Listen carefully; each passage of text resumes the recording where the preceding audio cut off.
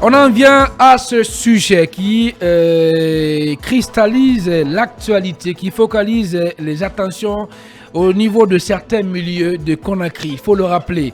Avec cette interrogation, le colonel Mamadi Doumbouya sera-t-il candidat à la prochaine élection présidentielle? C'est la question que se pose. Amadou Tam Camara, l'un des journalistes les plus respectés du pays, on l'a dit à l'entame de cette émission, pour lui, il existe plusieurs signaux qui viennent contredire le discours officiel de Mamadi Doumbouya, qui le répète, Lamine Barry, à toutes les occasions, qu'il n'est candidat à rien. Je viens de lire l'article fait par Amadou Tam Camara, même si encore une fois je ne partage pas le contenu. Je pense qu'il y a beaucoup d'éléments subjectifs dans cette analyse, mais c'est une analyse, je ne l'attaque pas. Mais encore une fois, moi je ne me base pas sur son article pour dire qu'il y a des signaux. Oui, mais on peut dire oui, le président de la transition serait tenté d'être candidat. Parce que le président de la transition quand même à son arrivée au pouvoir a dit qu'il allait combattre la personnalisation de la vie publique dans notre pays. Mais quand vous faites un tour aujourd'hui, même à Kaloum, l'autre fois je suis tombé sur une affiche qui située en plein cœur de Kaloum, où vous avez un gros portrait du colonel Mamadi Doumbouya, pas dans sa tenue militaire mais en civil avec un costume. Et quand vous lisez le message que cette affiche renvoie, vous vous posez des questions et vous avez tout de suite là des interrogations et des inquiétudes. Parce que sur cette affiche-là, on vous dit que c'est le colonel Mamadi Doumbouya qui a sorti la Guinée de l'ornière, dans le noir. Je ne sais pas si on parle d'électricité, si tel est le cas. J'ai dit non, de ce point de vue, il n'y a pas eu d'avancée, mais plutôt de recul. Mais l'affiche aussi parle, si vous voulez, de lion noir qui ne se recule devant rien. Donc, j'ai dit, oui, on serait tenté de dire, oui, derrière, est-ce qu'il n'y a pas des individus aujourd'hui qui poussent le colonel Mamadi Doumbouya à se porter candidat. Mais encore une fois, je pense que Dr Ben Youssouf l'a dit, le colonel Mamadi Doumbouya est un officier. Et un officier ne doit avoir qu'une seule parole. Moi, je le décourage. S'il y a aujourd'hui dans son entourage des gens qui l'encouragent à aller dans ce sens-là, moi, je le déconseille à s'inscrire dans cette logique parce que ce serait un chemin interdit. Bien, on va maintenant partir sur les faits. Quand même, dans un long article publié ce vendredi sur Guinée News, le patron de l'association guinéenne de la presse en ligne s'était évertué à montrer Mfali Vogui des signaux qui, selon lui, je le rappelle, et prouve à suffisance qu'il y a des raisons de craindre aujourd'hui de voir le colonel Mamadi Doumbouya se porter candidat aux prochaines élections. C'est notamment le renforcement de la garde prétorienne. Au mois de mars dernier, rappelle donc Amadou Tam Camara dans son article, les forces spéciales se sont renforcées par le recrutement dit-on, de 144 nouveaux éléments, et cette décision est d'autant plus paradoxale que la durée restante officielle de la transition est de 18 mois. Et quelle est alors l'utilité marginale de ces nouvelles incorporations au sein de la troupe d'élite, s'interroge Amadou Tam Camara. Oui, notre confrère estime que le recrutement au sein de la garde présidentielle pourrait être un enjeu, mais aussi un signal que le président de la transition aujourd'hui essaye quand même d'asseoir son pouvoir. Vous savez que c'est un pouvoir militaire. Donc, dans les rangs des forces de sécurité et de défense, il a l'obligation de renforcer sa sécurité. Donc, pour Amadou Tam Camara, pourrait être un signal qui prouve à suffisance que le colonel ne veut vraiment pas quitter le pouvoir. Donc une restructuration de l'armée qui prouve à suffisance que le colonel ne veut vraiment pas rendre le pouvoir. Puisque selon Tam, il est difficile d'imaginer que le prochain président civil qui va être élu à l'issue d'élections libres et transparentes, une fois en fonction, maintienne ce régiment d'élite en l'état, tant il peut être dangereux pour lui. Oui, mais là, moi je ne suis pas d'accord avec lui parce que ça dépend du pouvoir qui vient. On a vu que généralement, pour la plupart des cas d'ailleurs, au sein des forces de défense et de sécurité, quand il s'agit d'un nouveau pouvoir, généralement, ceux qui sont au niveau de la garde sont complètement mutés ailleurs. On a vu le cas de M. Alpha Condé et même ceux qui sont restés autour, qui étaient très proches du président Alpha Condé. Quand il y a eu prise du pouvoir le 5 septembre, pour la plupart, ils ont été très éloignés donc, du pouvoir. Sur ce point, moi, je ne partage pas l'avis de notre confrère Tam Camara. Bien. Mais une fois encore, un pouvoir militaire, il n'y a pas de sécurité, zéro risque. Donc le colonel aujourd'hui a besoin de renforcer sa sécurité, asseoir son pouvoir d'ici la fin de la transition, sauf qu'au sein de l'opinion, cela pourrait apparaître comme si le colonel est en train, si vous voulez, d'enraciner encore son pouvoir et ne pas rendre ce pouvoir au délai qu'il a donné les 2 ans. Khalil Camara, il y a aussi le vrai fort obstacle juridique à sa candidature, soulevé par Amadou Tam Camara dans son article. Oui, c'est une inquiétude qui est fondée parce que quand il dit que l'article 46 de la charte de la transition prévoit cette charte qui prévoit des limites à la candidature des membres du CNRD. Alors il rappelle que cette charte sera abrogée une fois la publication ou la mise en vigueur de la constitution qui sera adoptée par le CNT. Je dirais que c'est une inquiétude fondée, mais je dirais aussi de faire beaucoup attention pour ne pas ouvrir une brèche aux autorités de la transition. Parce que d'abord il faut faire remarquer que c'est sur la base de la charte de la transition, le colonel, c'est vrai, il a prêté serment et ses membres ont prêté serment de ne pas se présenter pour les élections qui doivent être organisées. Donc on ne peut pas penser que quand une constitution sera mise en place, ce sera alors une base juridique pour se présenter aux nouvelles élections. Moi, je pense que juridiquement, la question ne devrait d'ailleurs pas se poser parce que la charte de la transition, même si elle n'a pas de base légale, elle est quand même fondée sur l'éthique et des valeurs morales que le colonel s'est engagé devant le peuple de Guinée. Donc, dans les jours à venir, on ne peut pas venir nous dire parce que la charte de la transition n'est plus en vigueur, donc on peut désormais se présenter pour les élections parce que c'est cette charte-là qui nous interdisait, mais en oubliant quand même que la constitution qui va être adoptée tirera bien sûr sa source dans la charte de la transition et la charte de la transition est très claire en son article 46 qui prévoit clairement que les membres et le colonel, on a encore ces discours qui rappellent que, je pense d'ailleurs qu'on l'avait écouté tout à l'heure à l'entame de cette émission, ni moi ni un membre du CNRD ne sera candidat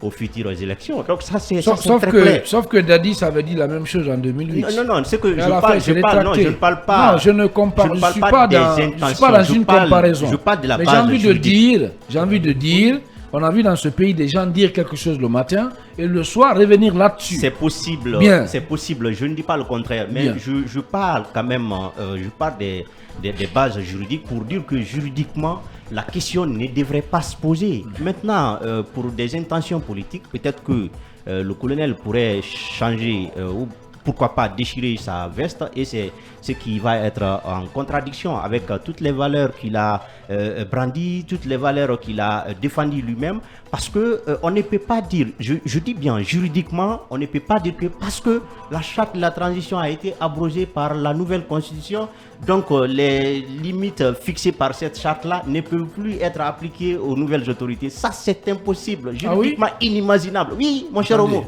C'est juridiquement inimaginable. Le régime juridique de la nouvelle constitution. Non, mais ça quand même vous le concédez avec moi. Vous me le concédez. Je dis, partons d'abord de la base que la charte même n'a pas de base juridique. Parce que la charte, quand vous la prenez, c'est un document qui a été présenté par les autorités de la transition elles-mêmes.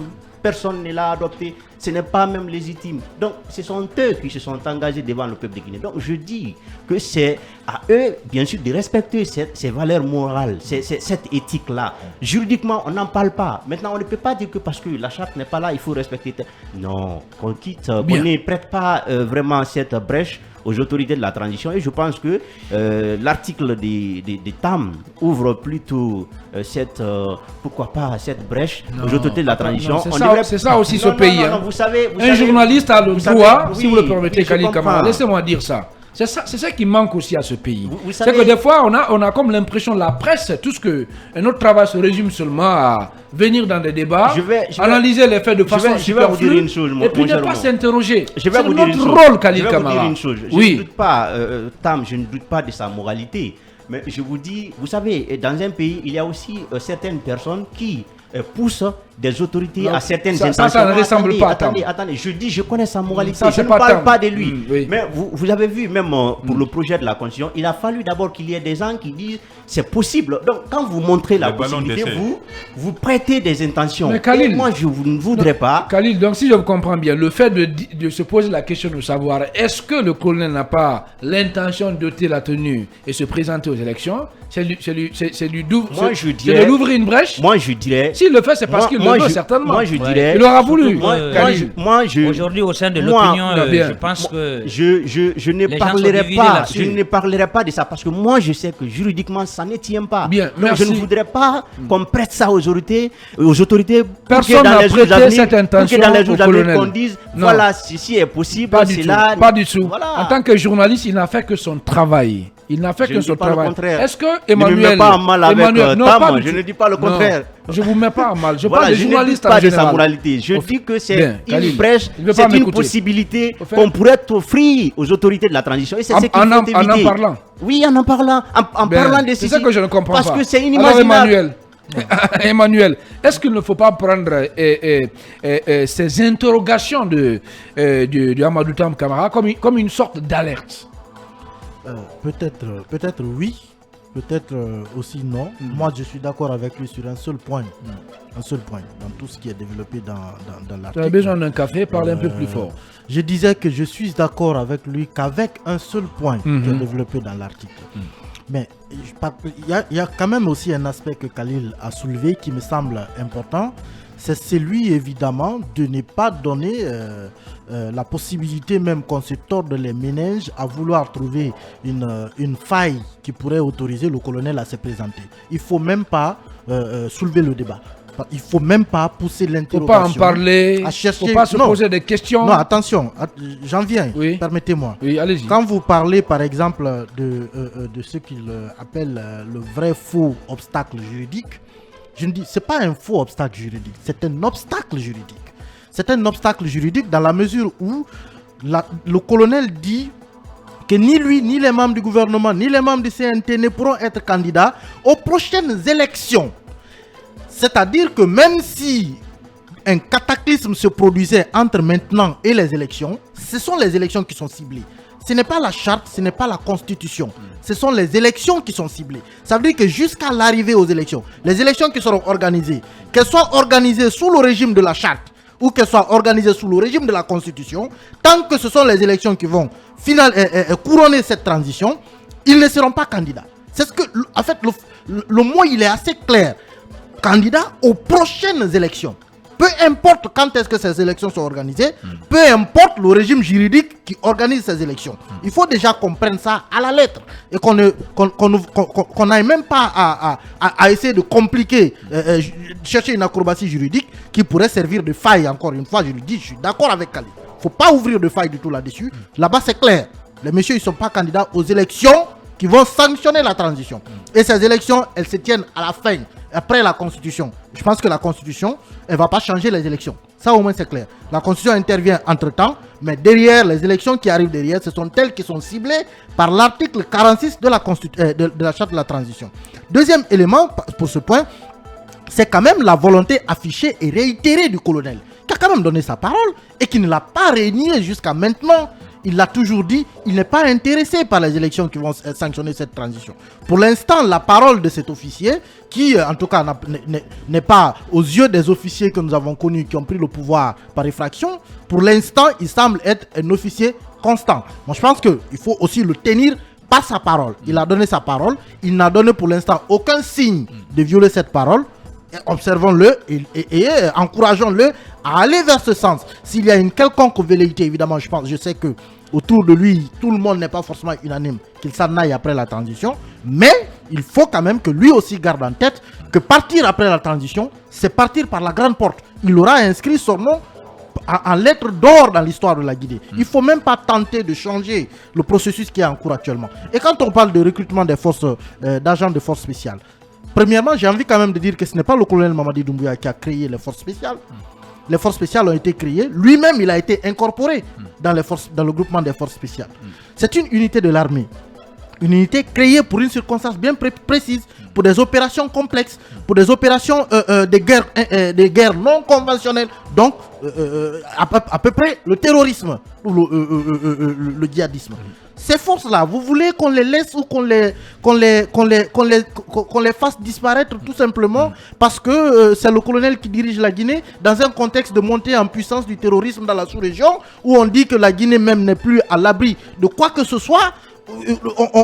On a une unité qui est créée spécialement pour répondre à des situations de ce genre. Le monsieur, il recrute des hommes et vous dites que c'est un signal pour dire qu'il ne veut pas quitter le pouvoir. Que ce soit le colonel ou un autre, les forces spéciales doivent exister. Il ne faut pas avoir peur de la menace. Mais est-ce qu'elles ne peuvent pas représenter? Est-ce qu'elle ne peut pas être vue comme un danger pour celui qui va être élu au lendemain des élections? Attention. Le civil. En 1984, l'armée qui a pris le pouvoir, ce n'était pas les forces spéciales. En 2008, l'armée qui a pris le pouvoir, ce n'était pas les forces spéciales. Si l'armée veut prendre le pouvoir par rapport à un contexte politique qui lui ouvre la brèche, elle prendra, que ce soit avec les forces spéciales ou avec le BATA ou même avec le haut commandement de la gendarmerie nationale. Il suffit que quelqu'un ait la volonté, l'intention de casser l'ordre constitutionnel, il le fera. Il ne faut pas voir. J'ai dit encore une fois que Dadis, ce n'est pas avec les forces spéciales qu'il a pris le pouvoir. Lansana Conté, ce n'est pas avec les forces spéciales qu'il a pris le pouvoir. Il faut cette unité, je le rappelle encore une fois, on en a besoin. Dans le contexte sécuritaire sous-régional actuel, on a besoin de cette unité. Ce n'est pas parce que des hommes sont recrutés. Il y a eu des recrutements récemment pour rejoindre l'armée.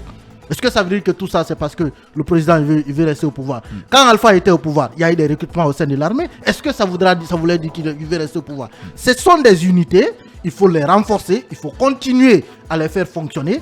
Peu importe l'homme qui est à la tête du pouvoir. Ça, c'est question de souveraineté. C'est question de défense nationale. Il ne faut pas voir l'armée comme un danger. L'armée intervient généralement lorsqu'il y a une pagaille sur le champ politique. Et c'est souvent ce qui lui est offert en Guinée. Il faut plutôt penser à ce que l'on ait des institutions fortes, des hommes, des dirigeants civils qui incarnent des valeurs démocratiques, qui incarnent le respect de leurs paroles données, pour ne pas offrir à l'armée la possibilité d'entrer par effraction dans le jeu politique. Je disais que j'étais d'accord avec lui sur un point, un seul. C'est celui concernant notamment là où il parle des inquiétudes, les ennuis pour les candidats les plus représentatifs. Là par contre, il n'y a pas de doute là-dessus. Le constat aujourd'hui, il est établi. C'est Loudalin. Parfois, j'ironise en disant que même si vous le poussez à bord d'un avion, il ne tombera pas à Conakry actuellement. Sidia Touré, il sait pourquoi il est parti.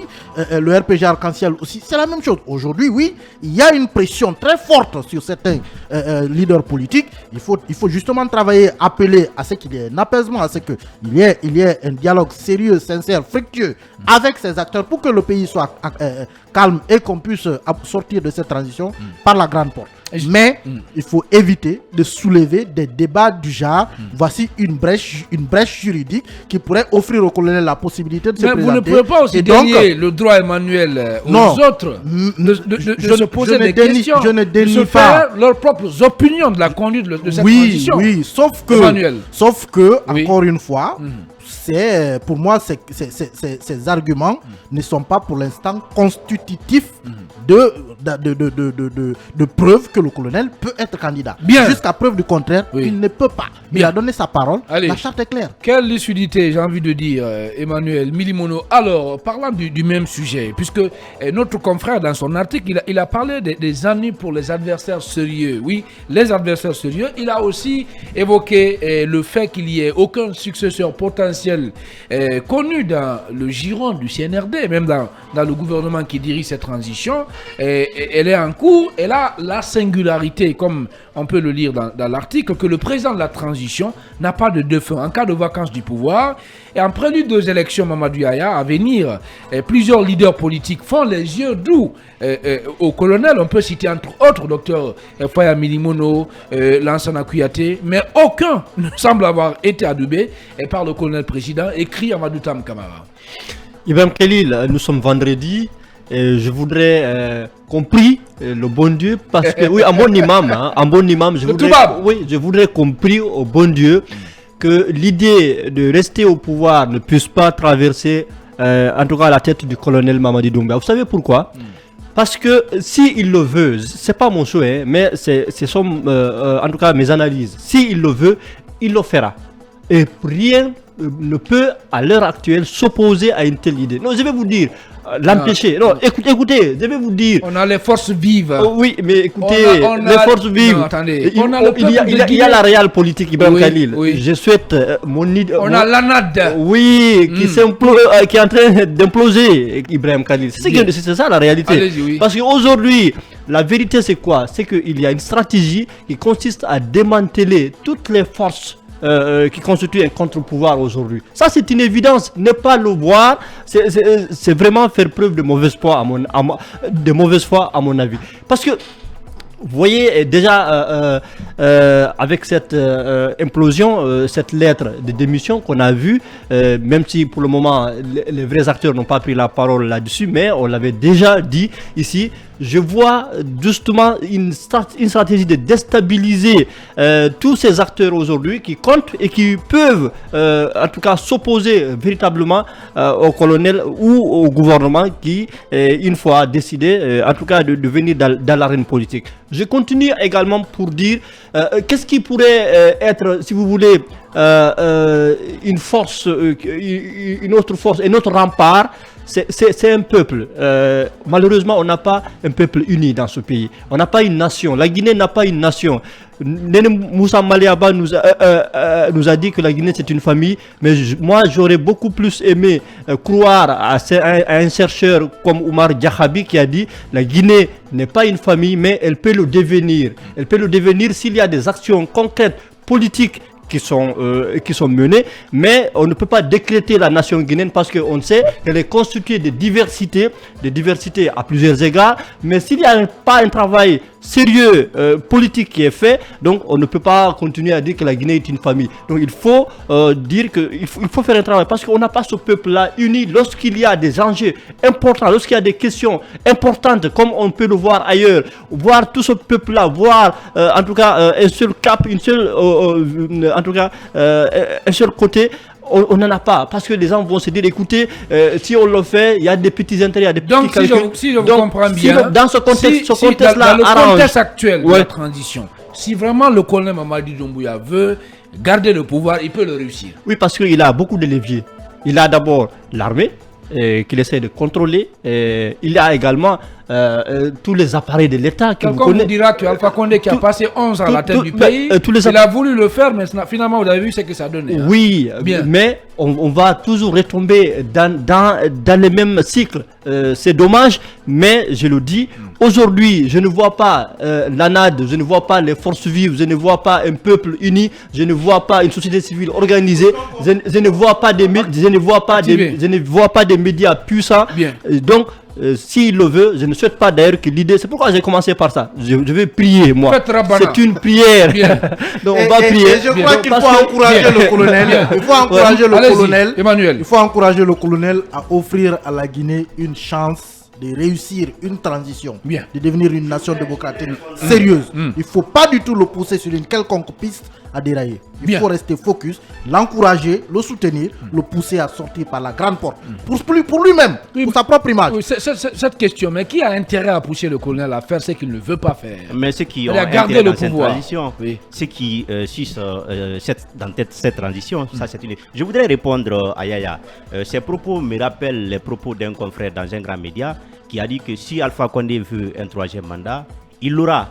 Et Alpha Condé, bien sûr, quand il a voulu, il l'a eu. Mais nous savons déjà quelles ont été les conséquences. Donc je voudrais aussi dire à Yaya que si le colonel veut s'éterniser au pouvoir, je ne dirais pas s'éterniser, mais s'il veut rester au pouvoir après la transition, il pourrait le faire. Mais les conséquences, c'est qu'il n'y aura pas de stabilité dans notre pays. Bien. Les conséquences, c'est que la transition fera suite à une transition. Donc, Bien. nous resterons éternellement dans des transitions. Moi- Et c'est ce qu'on ne souhaite pas. Jusqu'à preuve du contraire,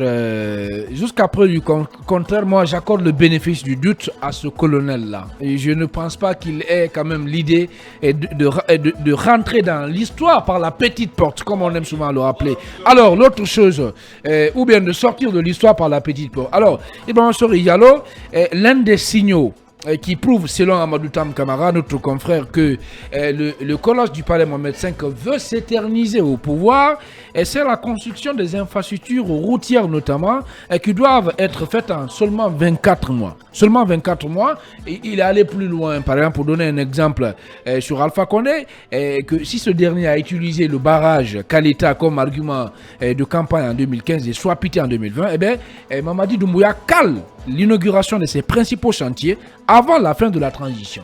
Est-ce que c'est pertinent comme argument? Je partage effectivement l'argument de M. Tam Kamara. Il vous souviendra, Ibrahima Khalil, au début de la transition, il y avait des affiches au niveau de Kaloum qui soutenaient donc le maintien au pouvoir du colonel Mamadi Doumbouya, mais ces affiches ont été désaffichées au niveau de Kaloum.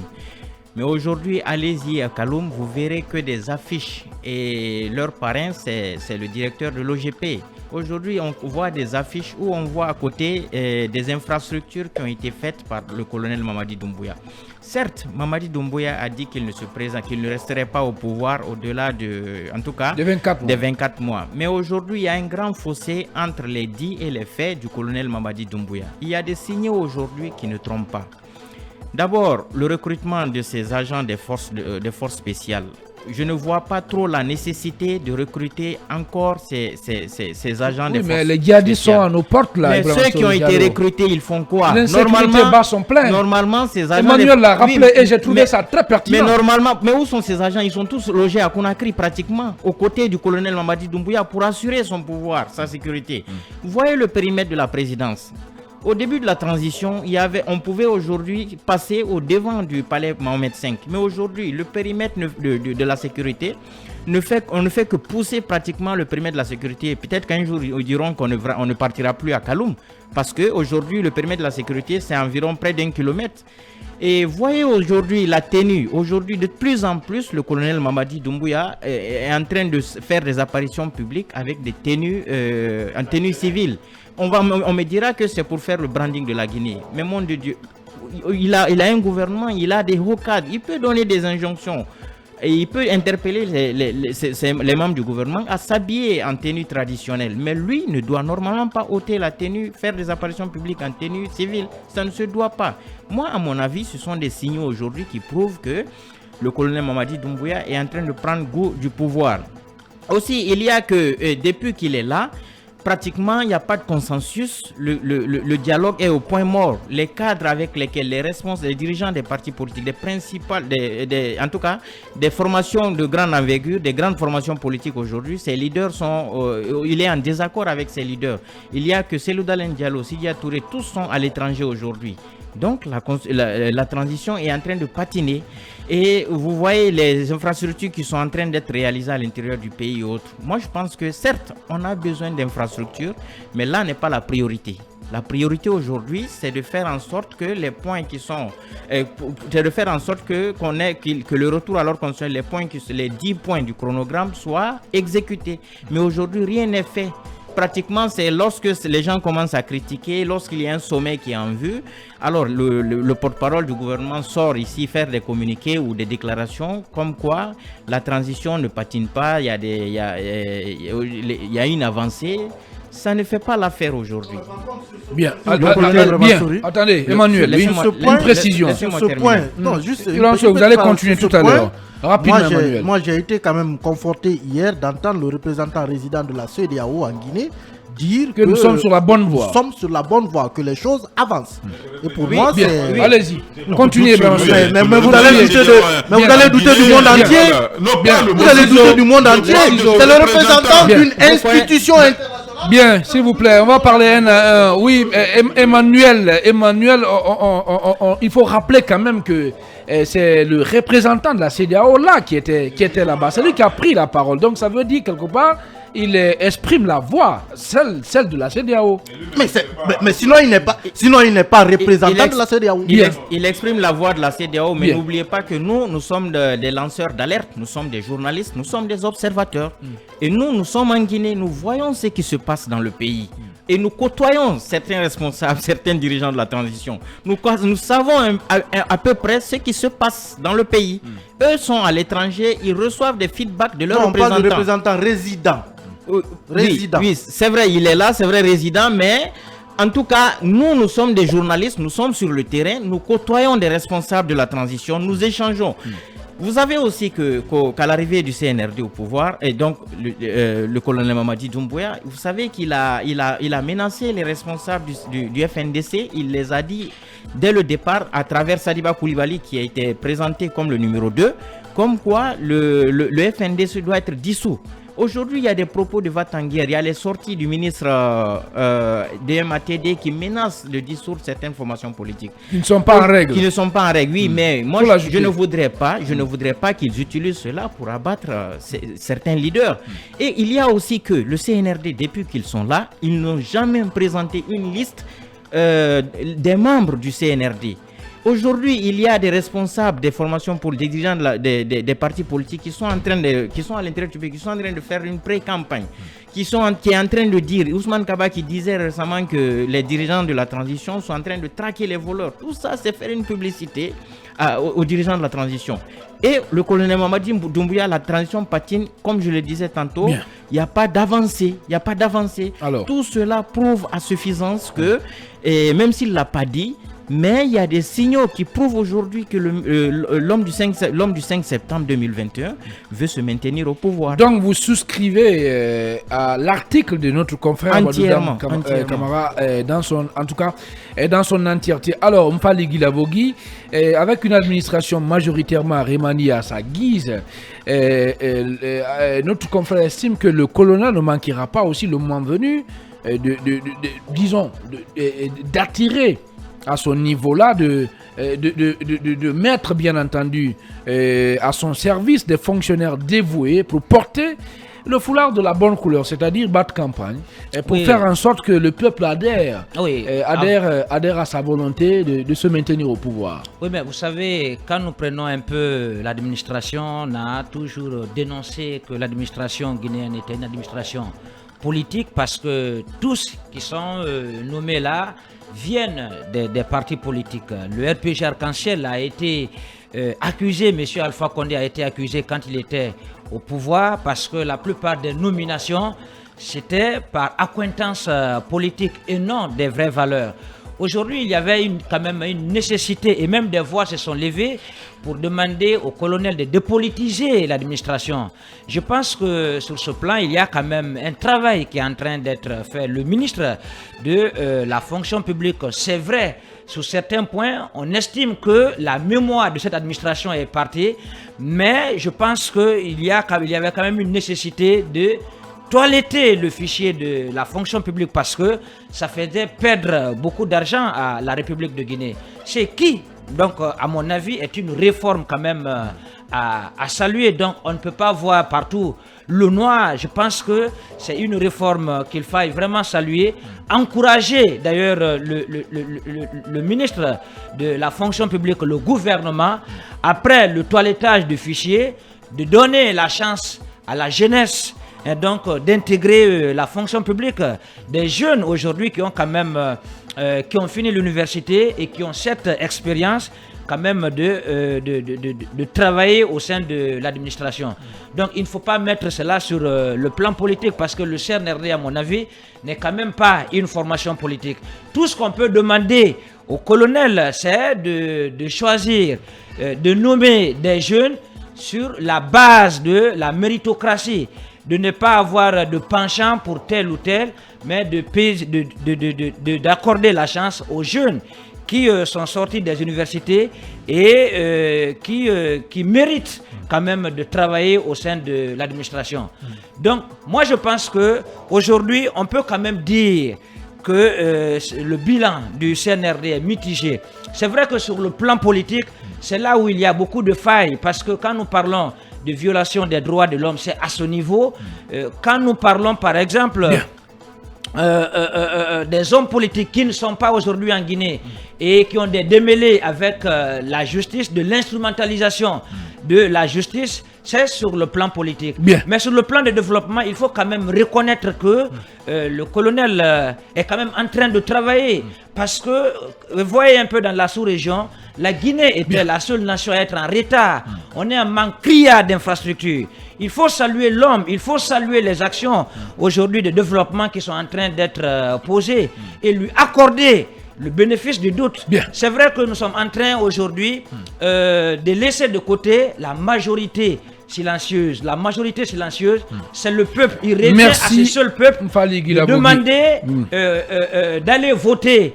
Et donc après les 2 ans dans les urnes pour élire en tout cas le prochain président qui viendra et qui va aussi jurer comme les autres l'ont fait. Merci. De respecter les lois de la République. Merci beaucoup. Je rappelle que vous êtes le DGA du groupe Évasion. Alors, Lamine Barry, en 2 minutes, notre confrère estime aussi que le colonel pourrait un peu utiliser l'héritage de Lansana Conté pour tenter de garder le pouvoir. Par exemple, il cite par exemple le fait que le dernier fils du colonel porte le prénom. Oui, attendez, c'est une analyse. C'est là maintenant j'ai parlé de subjectivité. Attendez, vous n'êtes pas obligé de souscrire à ce qu'il a dit, mais quand même, vous pouvez analyser à votre façon, mais laissez-moi vous dire ça. Voilà, vous m'avez même gâté dans mon... Non, allez-y, monsieur. Je vous écoute alors. Non, le fait de dire que le nom le dernier fils du colonel Doumbouya porte le nom de Lansana Conté, ça oui, mais c'est pas ça, il ne s'est pas limité là. C'est important d'écouter. Il a dit ceci. Il a dit ceci, que lorsque le PIP, par exemple, aura décidé de présenter le colonel comme son candidat à la prochaine élection présidentielle, eh bien, le coup politique sera tellement sublime que personne ne croirait à une simple coïncidence. D'ailleurs, il se demande pourquoi certains anciens dignitaires du PIP, comme les faux de Bangoura, ainsi de suite, ne sont pas aujourd'hui inquiétés, n'ont pas de démêlés judiciaires. C'est son opinion, je la respecte, même si je ne la partage pas. Vous voyez, vous, le PIP, présenter Mamadi Doumbouya comme son candidat, et serait même...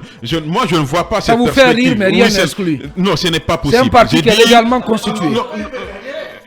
Le PUP gagnerait à le présenter. Non, mais est-ce que Mamadi Doumbouya, lui, il offrirait ses services au PUP? Au moment où on vante par-ci le renouvellement de la classe politique, même on dit les partis classiques ne sont pas en odeur de sainteté auprès du peuple, il faut renouveler, vous parlez. Moi, il faut écarter cette possibilité-là. Mais moi, je ne vois pas le colonel se présenter. Mais je vois une autre possibilité. Il pourrait jouer sur le temps. C'est-à-dire, je ne vois pas comment il pourrait donc respecter le délai de 24 mois, parce que je ne vois pas d'abord cette communauté internationale qui est prête à mettre près de 600 millions de dollars à la disposition des autorités guinéennes pour organiser les élections. Au même moment, en RDC, on parle de l'organisation des élections générales là-bas avec une population plus importante que celle guinéenne. On parle d'un budget de moins de 500 millions de dollars. Ici, on parle de près de 600 millions de dollars. Mais je pense qu'il y aura un élément externe qui va bouleverser les choses. Je pense que le colonel va observer ce qui va se passer dans les autres pays en transition, notamment le Mali. Parce qu'aujourd'hui, on prête aussi au colonel Assimi Koïta l'intention de se présenter aux prochaines élections. Je pense que ce qui se passe à l'étranger pourrait donc impacter là où le bas blesse, puisque au Mali, je vais vous aider. Au Mali, qu'est-ce qui s'est passé? Regardez ce que les militaires ont fait. Non, attendez, parce que tout à l'heure, il y a Emmanuel et Khalil qui pensaient qu'il n'y avait pas d'obstacle juridique, ou il y a un obstacle juridique, mais pratiquement qui ne peut pas permettre à Doumbouya de se représenter. Sauf qu'au Mali, qu'est-ce qui s'est passé? On a taillé une constitution sur mesure qui permet aujourd'hui aux militaires d'ôter la tenue à 4 mois de la présidentielle et se porter candidat. Oui, ce n'est pas le même cas de figure. Ce n'est pas le même cas de figure. Il y a une loi électorale qui a été adoptée là-bas par le CNT. Mais là aussi, il y aura une loi électorale. On ne va pas aux élections sans la loi électorale. Non, je n'en souviens pas. Allez, je pense que c'est quand même qu'est-ce qu'on va faire? Si vous le permettez, on va relancer ce débat dans un instant. Dans la troisième partie de l'émission, derrière, on parlera de cette réponse, plutôt du RPG Arc-en-Ciel qui a décidé décidé de répondre au président du parti PADES, Ousmane Kaba, qui prédit donc sa fin sur la scène politique et qui qualifie ses anciens dignitaires comme Kassoli Fofana et autres de voleurs de la République. On en parle dans un instant. En attendant, continuez de réagir. On va se faire le devoir de relayer toutes vos réactions. On part à la pause. Dans un instant, vous aurez droit donc à la publicité et les infos sur Film Guinée. On revient pour poursuivre cette émission, le supplément.